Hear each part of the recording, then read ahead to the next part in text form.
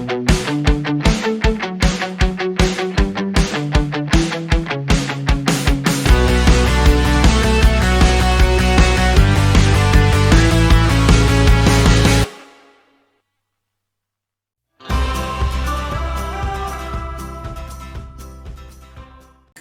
friends, welcome to Hakuna Matata. Hope you all are at home and safe. We have been under lockdown for a few months. We are missing our family and friends. Many are turning to video games, social apps and WhatsApp chat rooms for friendship. Is this the new normal? Today we are going to meet Mrs.Soumya Subbiah, mental health expert and counselor. Stay there, my friends. Before we go to the video, don't forget to subscribe and ring the bell icon. Thank you, Preeti, for the introduction. That was a very sweet introduction, and I must congratulate you for your YouTube initiative. I must say that's going to be really helpful for people who are following it. I'm sure your friends and your relatives and your people you know are following your YouTube channel. All the best with this new initiative of yours. All right. Okay, so can we move to the questions? In this lockdown, I feel lonely and disconnected. I think I'll get sick and die. Am I anxious or overreacting? During this lockdown, it's absolutely natural to feel anxious, depressed. There's a sense of uncertainty, you're confused, you're sad. It is natural. It's not only for children, but even adults go through those emotions because that pandemic that we are facing is something new for all of us. And we don't seem to, know when this is all going to end, and there is a lot of uncertainty. So at that point, when children are at home and all that they see is the news carrying details of the pandemic, and you hear a lot of your parents speaking over the phone, WhatsApp forwards talking about what's happening, how many people are dying. It is bound to make people depressed, and more so children, because they don't know what's going on.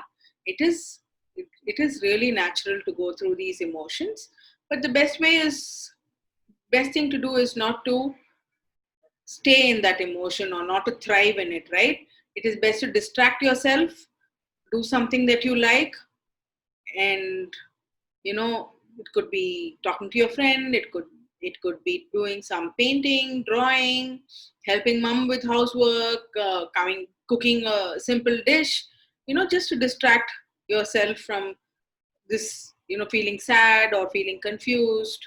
So you must just snap out of it. So as and when you feel a little low, right? That's the best thing to deal. That's how you should deal with this situation. There's no point sitting and getting worried, tensed, because when you get stressed, when you get tensed, it reduces your immunity level, so you could even catch a cold very quickly. So the best thing is to snap out of it and distract yourself with some hobby of yours or something that you like. As I have a lot of time, is it okay to watch TV and play video games non-stop? Everybody has a lot of time in hand, especially the children, right? And you don't get to go play outside. There are no summer classes. You don't get to call your friends home. You don't go to their house. So what is it that one can do? The only source of entertainment is TV and mobiles and probably your PlayStations. These are the only source of entertainment that is available. And so what's happening? All of them are just glued to the screen, watching movies, cartoons, playing games on the mobile or on their PlayStations. And this is just increasing your screen time. And what happens is you start to feel, and this is definitely not okay, you start feeling very cranky, your eyes are heavy. Have you felt that, Preeti? Have you ever felt that happening? You're watching TV and you feel very angry, cranky, and your eyes are heavy, your head is heavy, right? So this happens. So what does one do? Not watch TV at all, not play video games? No, I'm not saying that, but it's always better to have a reasonable time that you set up to watch TV and to play video games. And then also do other things like, probably help around your mother in the kitchen, or do some draw, pursue some hobby. It could be blogging, it could be writing, it could be painting, drawing, something, or spending time with a pet in the house. It could be all that. So it needn't be only TV and video games, which is definitely not good for your eyes and your overall wellness. Okay. Mom says excessive video games causes addiction. What is an addiction? Can kids be addicts? So what is addiction? Addiction is when you're not, maybe it could be a video game, it could be a TV cartoon, it could be a series, or it could be a PlayStation game that that you just want to do that only. You don't want to sleep, you know you don't want to eat, you're just waiting to go and keep playing, and you're so obsessed that you want to care that you're not doing anything, you're not eating properly. It's only this game or that TV program that's there in your mind. That is addiction, when it really spoils your full day functioning. You don't want to do anything. Like, we have kids who are, you may have heard of this game called PUBG, who are always wanting to play that game. They've not eaten, they sneak in the mobile phone into their rooms, and in the night they've not slept, and they've just been playing the whole night, and in the bathroom they're just playing, and they're just obsessed with it. That is addiction in kids. Yes, kids can get addicted to video games. We call that as digital addiction. So what needs to be done is, like I told you earlier, is to have a proper reasonable timetable for your video games, and just play in that designated time, and not getting too involved with video games, or it could be even a TV program for that matter. We have small little children addicted to TV cartoons, and they just want to keep watching it all over again.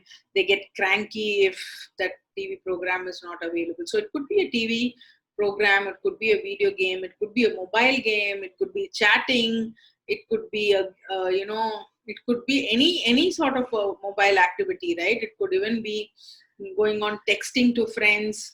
All this can lead to addiction when you're not thinking of anything but that. Some of us have faced bullying in school. Now that we are online, can we be bullied?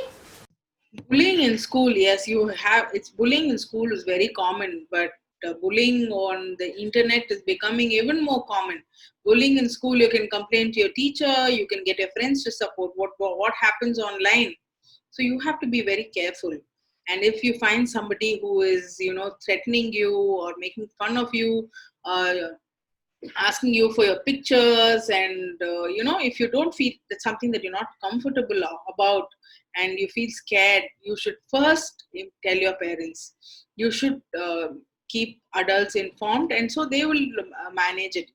They can speak to the person who's bullying you, or even worse, if it's even worse form of bullying, there's something called cybercrime, and that can be reported. But first thing is, don't get yourself into the situation. If you find somebody who is bullying you, who is asking you unnecessary questions, asking for your pictures, asking for your details, asking you to come on video chat, all that, you have to tell your parents. Yeah, that's the best thing to do, and your parents will handle. You need to stay safe. So just ensure that you keep your parents informed about who you are talking to, and if you are comfortable. If there's something uncomfortable about it, you don't feel good about it, you need to discuss that with your parents. All right. What should my family do to help each other during these difficult times? What should my family do to help each other during this difficult times, right? That was the question. It is difficult for everyone. Very difficult for your parents, very difficult for you. So if you see at this time, we do not have any place to go. Earlier, you used to go to school, mom and dad used to go to work. You all came back in the evening, had dinner, discussed about your day, went about your activities, and went to sleep. But what's happening now? You wake up, you're, you're all in the same house, you're bundled up in that house the whole day. There is no help, house help or anything. You end up cooking, cleaning, doing everything by yourself, and you're just huddled up, holed up in that house. So it's been 2 months. It can be really testing, right? It can really, it can lead to a lot of stress. But what can the family members do to during these difficult times? I think as family members, everyone, including you and your parents or any other family members, can just be patient with each other. Sometimes, mom may be stressed out, dad may be stressed out, you may be stressed out. It's just better to diffuse the situation, be more understanding of each other, do a lot of things together, do a lot of fun things together, right? You can play games together, you can play a game of carom together, you can cook together, you can go on Zoom chat with your cousins, with your friends and your relatives. Some, if you think about it, we will never get back these days. All of us, once the lockdown lifts up, things are normal, we're all going to be so busy making up for these 2 months, right? You wouldn't have time. This time you will never get it back. So yeah, sometimes it can be very stressful, but that apart, do fun things together, right? You can cook up a new dish, you can make new things, you can look up, you can watch a movie together. There are a lot of new movies coming up or old movies online.